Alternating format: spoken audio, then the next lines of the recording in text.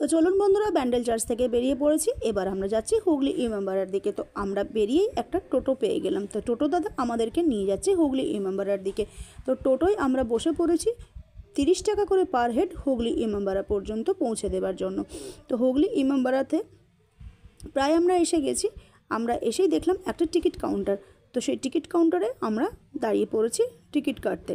তো টিকিট কেটে নিয়ে আমাদেরকে ভেতরে যেতে হবে। এখানে টিকিটের প্রবেশ মূল্য হচ্ছে 20 টাকা করে। তো আমরা টিকিট কেটে নিলাম। টিকিট কেটে আমরা চলে আসলাম ইমামবাড়ার ভেতরে।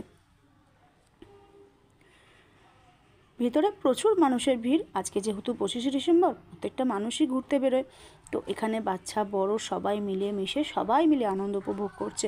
আমরাও ভেতরে চলে এসেছি। আমরাও ভেতরে এসে পুরো জায়গাটা ঘুরে দেখছি। আপনারাও সাথে থাকুন, আমাদের সাথে দেখে নিন একটুখানি হুগলি ইমামবাড়া।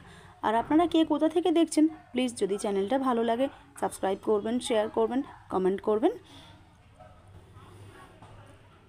এই হচ্ছে হুগলি ইমামবাড়ার সামনের দিকটা। আমরা ঘুরে চারিদিকটা ভিডিও করেছি, তবে আমরা ভেতরের ভিডিওটা আপলোড করতে পারবো না, ওটা পুরোপুরি বারণ করা আছে, সেজন্য ওটা আর আমরা দিতে পারলাম না। তো চলুন বন্ধুরা, আমরা আস্তে আস্তে একটু ঘুরে নিই চারিদিক।